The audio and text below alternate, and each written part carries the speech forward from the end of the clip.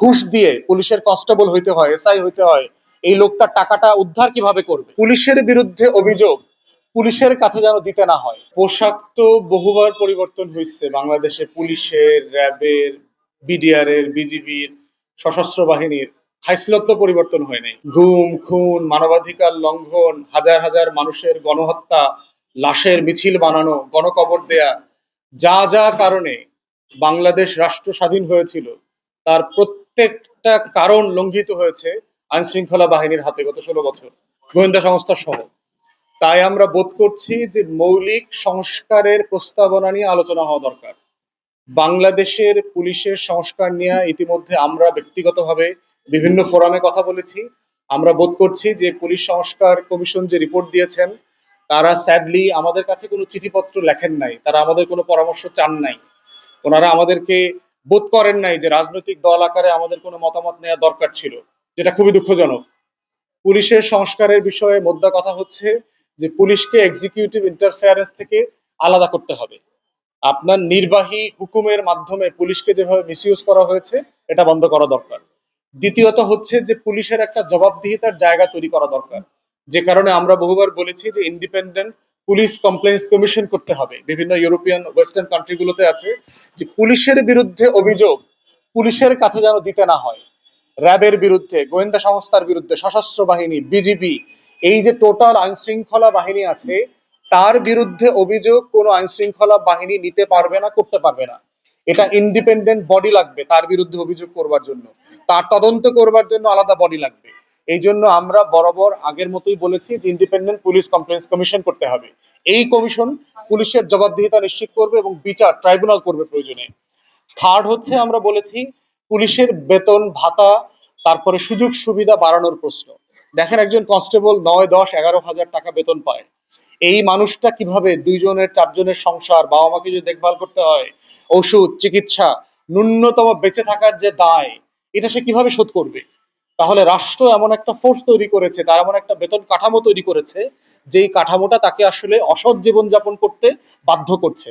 অতএব এই সুযোগ সুবিধা বাড়াতে হবে। ফোর্থ বলেছি যে আপনার ম্যানুয়াল পরিবর্তন করতে হবে, পুলিশের রিক্রুটমেন্ট, পুলিশের ট্রেনিং, পুলিশের যে বিধিমালা আছে, কোড অফ কন্ডাক্ট আছে, এই ব্রিটিশ কলোনিয়াল মেথড থেকে বের করে এনে একটা স্বাধীন সার্বভৌম রাষ্ট্রের পুলিশ প্রশাসন কিভাবে হওয়া দরকার, সেটা আলাদা ম্যানুয়াল দরকার। রিক্রুটমেন্ট প্রসেসে দেখেন, একটা মানুষকে যদি 10, 15, 20, 25 লাখ টাকা দিয়ে, ঘুষ দিয়ে পুলিশের কনস্টেবল হইতে হয়, এসআই হইতে হয়, এই লোকটা টাকাটা উদ্ধার কিভাবে করবে? আপনারা নয় প্রেসের কার্ড ব্যবহার করেন, আপনার মোটরসাইকেল থামায় না, গাড়ি থামায় না, কিন্তু সাধারণ মানুষের তো গাড়ি থামায় ফেলে। থামায়া বলে 2,500 টাকার মামলা দিব না, আপনি 1,000 টাকা দিবেন। মোটরসাইকেলের জন্য 500 টাকা দিবেন না 2,000 টাকার মামলা দিব। তো সবাই আপনারা দেখবেন যে প্রত্যেক আপনার ট্রাফিকের ভিতরে তাদের আলাদা হচ্ছে রিমান্ড রুম আছে। প্রত্যেকটা একটা ডিবি অফিস কায়েম করছে দেখবেন চৌমাথার মধ্যে মধ্যে। এই ডিবি অফিসে আপনাকে রিমান্ডে নিয়ে যায় মোটরসাইকেলের ড্রাইভারকে, তারপরে পুলিশের এই অন্যান্য গাড়ির ড্রাইভারদেরকে নিয়ে রিমান্ডে নিয়ে তারপরে বিকাশে নগদে চালাচালি হয়। এই চালান দিয়ে গাড়ি ছাড়া দেয় অথবা গাড়ির লাইসেন্স জব্দ করা হয়।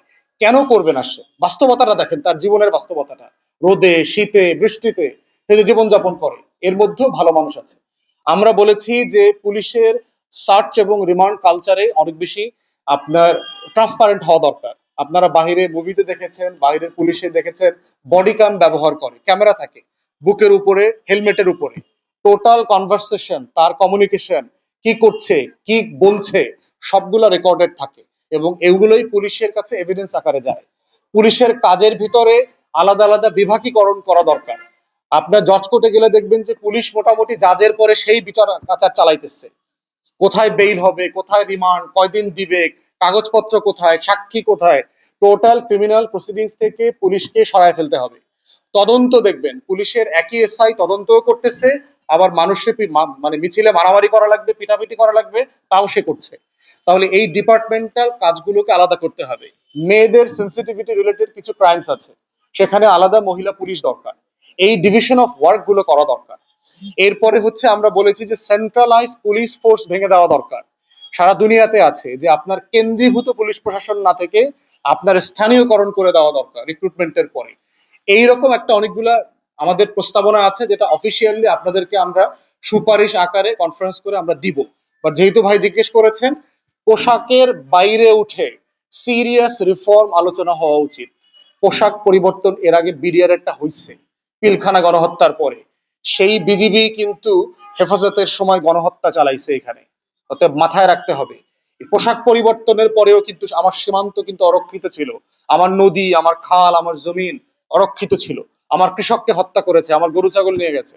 অতএব এটা কাজ করবে না, সিরিয়াস রিফর্ম দরকার। জন বলতে আসলে ওই শুধু মানুষকে বোঝানো হচ্ছে আর কি, নাগরিকদেরকে বোঝানো হচ্ছে। আর গণতন্ত্র হচ্ছে রাষ্ট্রের কাঠামো বোঝানো হচ্ছে, যে এমন একটা দেশ যে মানুষের জনগণ, নাগরিকরা গণতান্ত্রিক প্রক্রিয়ায় রাষ্ট্র তৈরি করছে, করবার চেষ্টা করছে। শব্দটা নিয়ে ভিন্ন মত আছে, এত জটিল না আমরা বোধ করছি। যে কাঠামো পরিবর্তন করে মূল কাজটা করা হলো জরুরি। যে কোনো শব্দের ব্যাপারে আমরা উদার, ফ্লেক্সিবল। যদিও আমাদের পক্ষ থেকে একটা প্রস্তাবনা ছিল, কিন্তু এটা না হলেই বাংলাদেশ রাষ্ট্র থাকবে না, ব্যাপারটা এরকম না।